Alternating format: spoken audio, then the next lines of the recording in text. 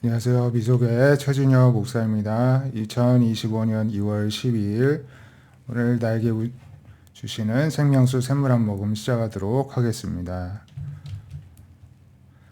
이사야 8장을 보시면은 하나님께서 이사야에게 말씀하십니다. 너는 큰 서판을 가지고 그 위에 통역 문자로 마헬살라 하스바스라 쓰라.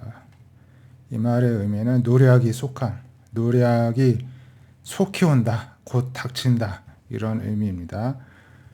내가 진실한 증인 제사장 우리아와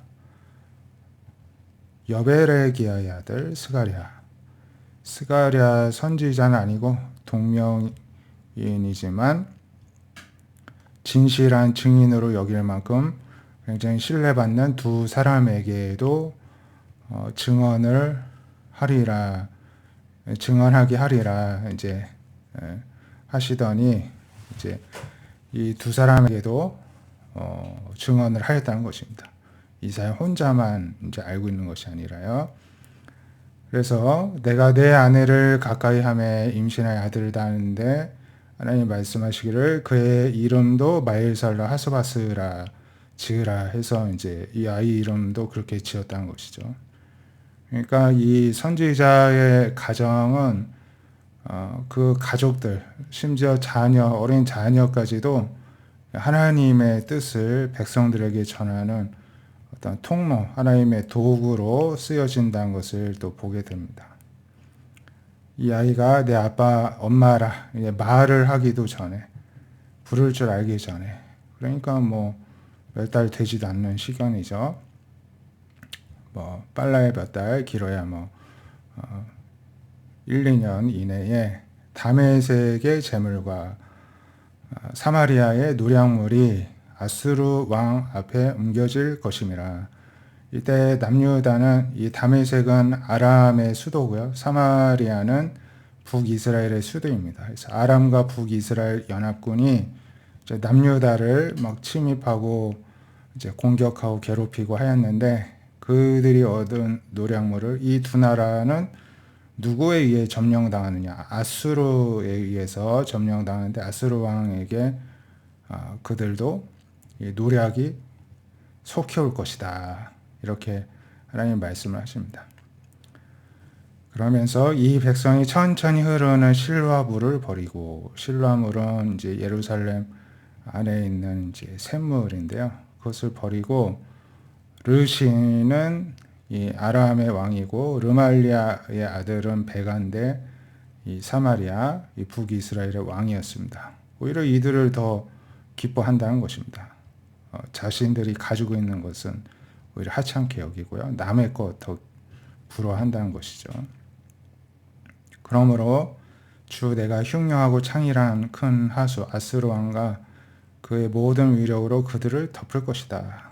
모든 골짜기 차고 언덕에 넘쳐 흘러 유다에까지 들어와 가득하여 목계까지 미치리라. 그러니까 하나님을 의지하고 하나님께서 함께 하신다는 자신들이 가진 것을 버리고 오히려 이들 아람과 북이스라엘을 떠받들고 그들을 섬기려 한 죄로 오히려 아수르에 의해서 전부 뭐 이들은 뭐 이제 침략당이 없어지는 거고 남유다도 괴롭힘을 당하게 하겠다 이렇게 말씀하십니다. 임마누엘이여 그가 펴는 날개가 너의 땅에도 가득하리라 이렇게 말씀하십니다. 너희 민족들은 함성을 질러라.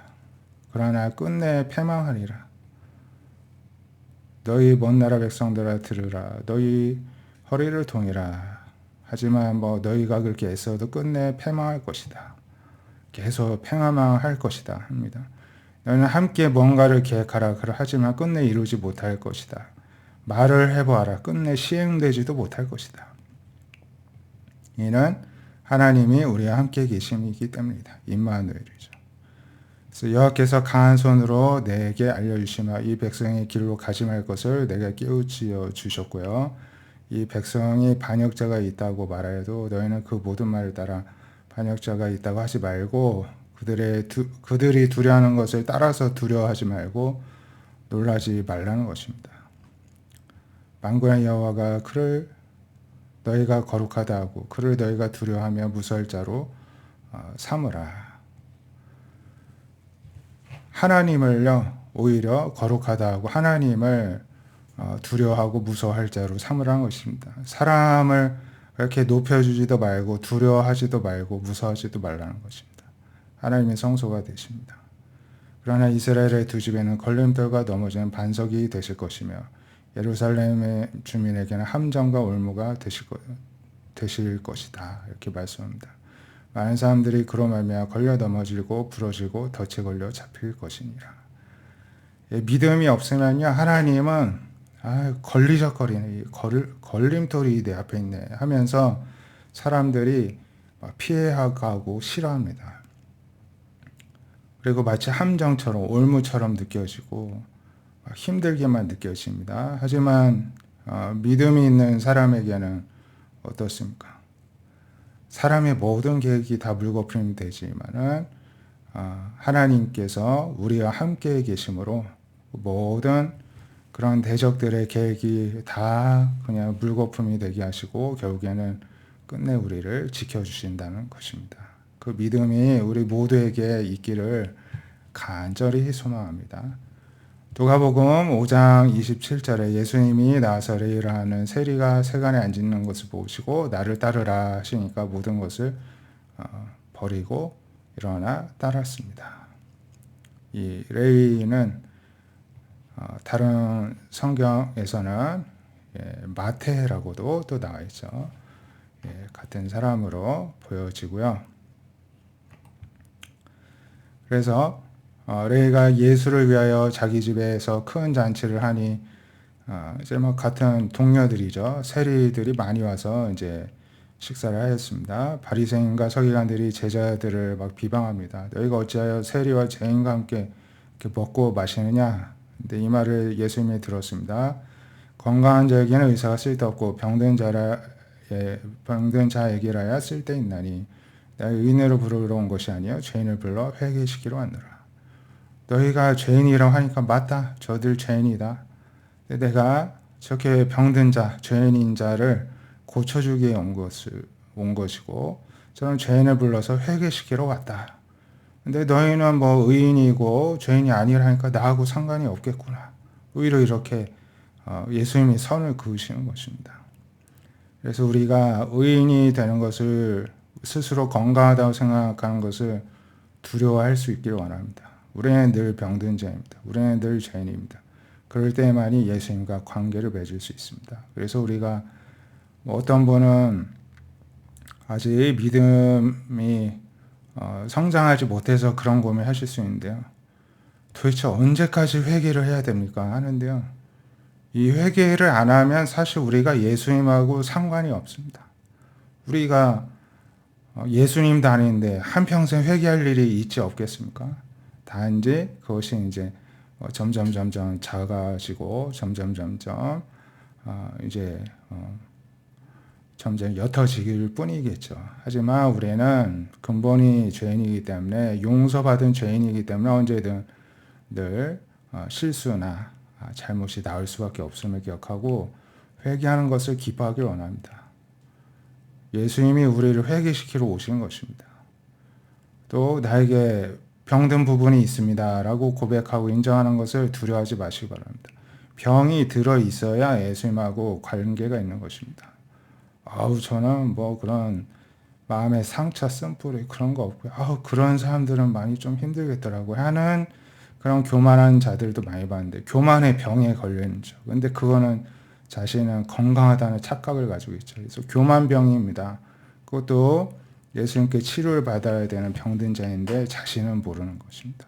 그래서 우리가 늘 내가 병든 자, 죄인인 것을 오히려 감사하고 대신에 그 상태에 머문 것이 아니라 주님께 나아가서 고침을 받고 또 회개를 함으로 계속해서 점점 예수님을 닮은 제자로서의 모습이 갖춰져 갈 수 있게 되기를 바랍니다.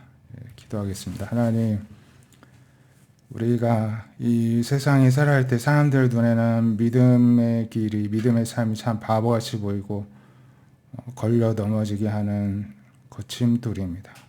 별로 도움이 안 될 것 같기에 사람들이 많이 회피하고 거부하고 버리고 다른 길로 갑니다. 하지만 하나님을 만나게 해주시고 그 은혜를 알게 해주신 믿음을 주신 우리 모든 죄의 백성들에게는 날마다가 하나님의 은혜고 날마다가 하나님에 대한 감사의 삶이 될 뿐입니다.